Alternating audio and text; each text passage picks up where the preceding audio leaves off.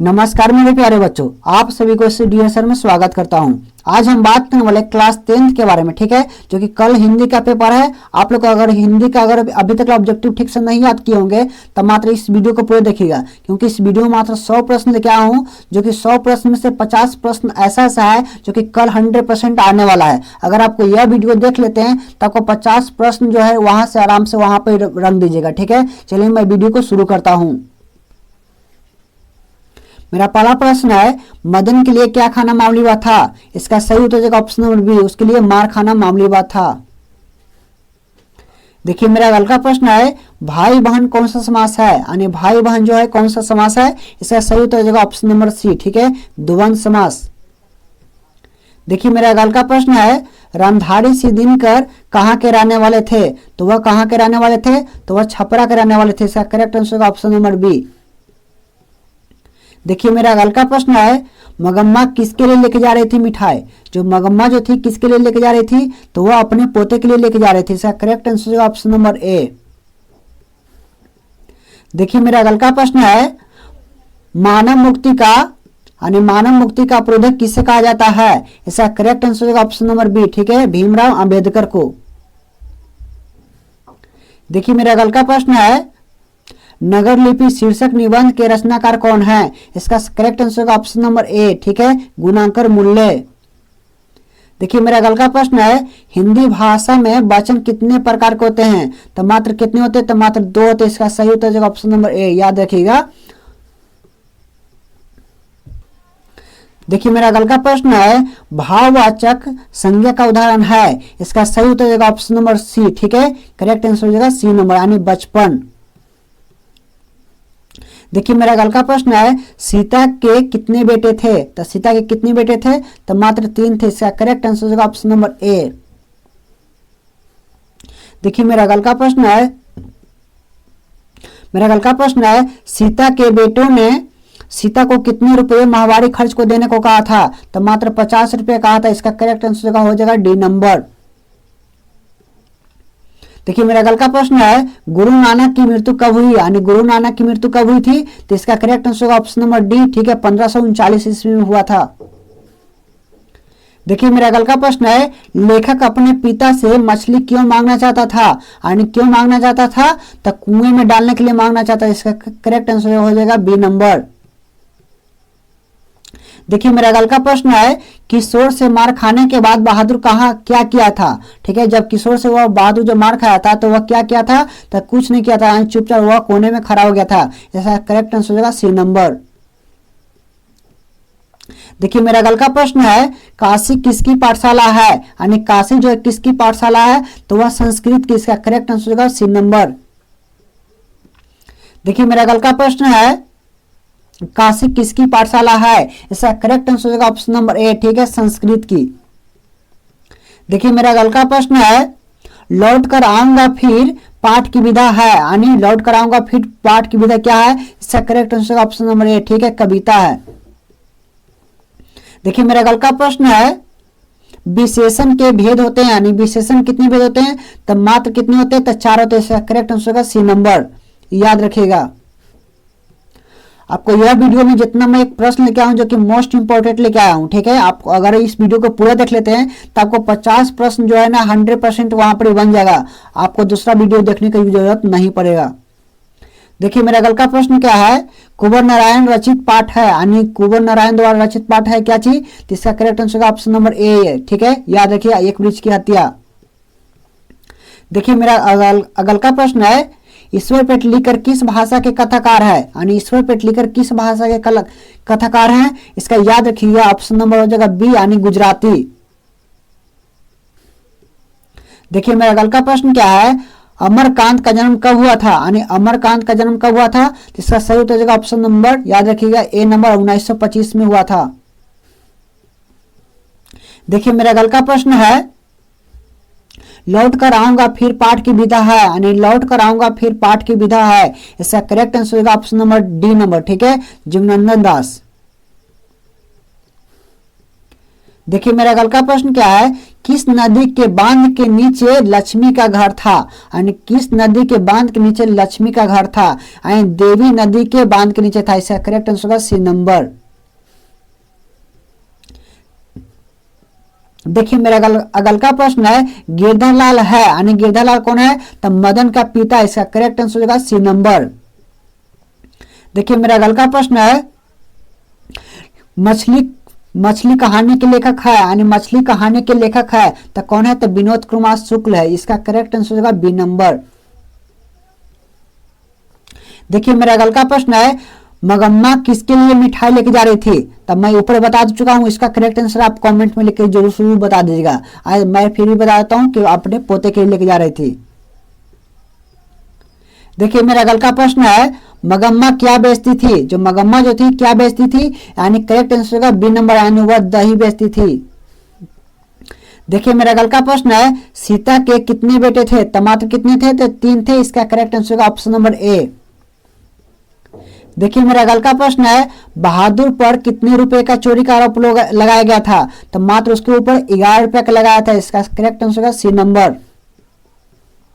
देखिए मेरा अगल का प्रश्न है, बहादुर का पूरा नाम क्या है, तानी बहादुर का पूरा नाम क्या था, दिल बहादुर नाम था। इसका करेक्ट आंसर हो जाएगा बी नंबर। देखिए मेरा अगल का प्रश्न है, कैलाश की पत्नी का नाम क्या है, यानी कैलाश की पत्नी का नाम क्या था, तो राधा था। इसका करेक्ट आंसर हो जाएगा ऑप्शन नंबर ए। देखिए मेरा अगल का प्रश्न है, सर्वनाम के कितने भेद होते हैं, यानी सर्वनाम के कितने भेद होते हैं, तो मात्र 6 होते हैं। इसका करेक्ट आंसर हो जाएगा सी नंबर। देखिए मेरा अगल का प्रश्न है, प का उच्चारण स्थान क्या है, यानी प का उच्चारण स्थान क्या है, तो यानी प क्या चीज से बोलते हैं, तो ओट से बोलते हैं। इसका करेक्ट आंसर हो जाएगा बी नंबर। देखिए मेरा अगल का प्रश्न है, लक्ष्मी के पति कहाँ नौकरी करता था, तो लक्ष्मी के पति कहाँ नौकरी करता था, तो वह कलकत्ता में नौकरी करता था। इसका करेक्ट आंसर हो जाएगा बी नंबर। देखिए मेरा अगल का प्रश्न है, मंगू कब से पागल थी, यानी मंगू जो थी कब से पागल थी, तो वह जन्म से ही पागल थी। इसका करेक्ट आंसर हो जाएगा ऑप्शन नंबर ए। देखिए मेरा अगल का प्रश्न है, धरती कब तक घूमेगी पाठ के लेखक कौन है, इसका करेक्ट आंसर हो जाएगा ऑप्शन, याद रखिएगा, सावरदत्त। इसका करेक्ट आंसर हो जाएगा ऑप्शन नंबर ए। देखिए मेरा अगल का प्रश्न है, लेखक के पिता ने कितनी मछलियां खरीदी थी, तो कितनी खरीदी थी, तो मात्र 3 खरीदी थी। इसका करेक्ट आंसर हो जाएगा ऑप्शन नंबर बी। देखिए मेरा अगल का प्रश्न है, जहां दोनों पद प्रधान होते हैं वह कौन सा समास होता है, इसका करेक्ट आंसर होगा ऑप्शन नंबर डी, ठीक है, द्वंद्व समास होता है। देखिए मेरा अगल का प्रश्न क्या है, रगप्पा कैसा लड़का था, रगप्पा जो था कैसा लड़का था, तो जुगाड़ी और अवाया लड़का था। इसका करेक्ट आंसर होगा ऑप्शन नंबर ए। देखिए मेरा अगल का प्रश्न है, 3 बेटों की मां कौन है, यानी 3 बेटों की मां कौन है, तो वह सीता। इसका करेक्ट आंसर होगा ऑप्शन नंबर ए। देखिए मेरा अगल का प्रश्न है, दही वाली मगम्मा के लेखक कौन है, दही वाली मगम्मा के लेखक कौन हो सकते हैं, तो श्रीनिवास जी। इसका करेक्ट आंसर होगा ऑप्शन नंबर ए। देखिए मेरा अगल का प्रश्न है, लेखक के घर में मछली कौन खाता था, लेखक के घर में मछली कौन खाता था, तो उसके पिताजी खाते थे। इसका करेक्ट आंसर होगा ऑप्शन नंबर बी। देखिए मेरा अगल का प्रश्न है, खोखा के दांत किसने तोड़ा, यानी खोखा के दांत कौन तोड़ा था, तो मदन ने तोड़ा था। इसका करेक्ट आंसर होगा ऑप्शन नंबर ए। देखिए मेरा अगल का प्रश्न है, लक्ष्मी के पति का नाम क्या है, लक्ष्मी के पति का नाम क्या था, तो लक्ष्मण था। इसका करेक्ट आंसर होगा ऑप्शन नंबर ए। देखिए मेरा अगल का प्रश्न है, मदन के लिए क्या खाना मामूली बात था, तो मदन के लिए क्या खाना मामूली बात था, तो उसके लिए मार खाना मामूली बात था। इसका करेक्ट आंसर होगा ऑप्शन नंबर बी। देखिए मेरा अगल का प्रश्न है, मछली शीर्षक कहानी के रचयिता कौन है, इसका करेक्ट आंसर होगा ऑप्शन नंबर बी, ठीक है, विनोद कुमार शुक्ल। देखिए मेरा अगल का प्रश्न है, मैक्स मुलर का जन्म कब हुआ था, और मैक्स मुलर का जन्म कब हुआ था, इसका याद रखेगा। इसका करेक्ट आंसर होगा ऑप्शन नंबर ए, 1823 ईस्वी में हुआ था। देखिए मेरा अगल का प्रश्न क्या है, पंडित बिरजू महाराज किस घराने से थे, जो पंडित बिरजू महाराज जो थे किस घराने से थे, तो लखनऊ घराने से थे। इसका करेक्ट आंसर होगा ऑप्शन नंबर बी। देखिए मेरा अगल का प्रश्न है, पेड़ से पत्ते गिरते यह किस कारक का उदाहरण है, यानी पेड़ से पत्ता गिरेगा तो किस कारक का उदाहरण होगा। इसका करेक्ट आंसर होगा डी नंबर, यानी अप्रदान कारक। देखिए मेरा अगला प्रश्न है, अपना उल्लू सीधा करना, यह मुहावरे का अर्थ क्या है? ठीक है, अपना उल्लू सीधा करना, यह मुहावरे का अर्थ क्या है? यानी अपना काम निकालना। इसका करेक्ट आंसर होगा ऑप्शन नंबर ए। देखिए मेरा अगला प्रश्न क्या है, बहादुर शीर्षक कहानी में किशोर कौन था? बहादुर शीर्षक कहानी में जो किशोर जो था कौन था? तो लेखक का पुत्र था। इसका करेक्ट आंसर होगा ऑप्शन नंबर ए। देखिए मेरा अगला प्रश्न है, हिरोशिमा कहाँ है? यानी जो हिरोशिमा जो है कहाँ है? तो वह जापान में है। इसका करेक्ट आंसर होगा ऑप्शन नंबर सी। देखिए मेरा अगला प्रश्न क्या है, मदन ने कासू के कितने दांत तोड़े थे? तो मात्र 2 तोड़े थे। इसका करेक्ट आंसर होगा ऑप्शन नंबर ए।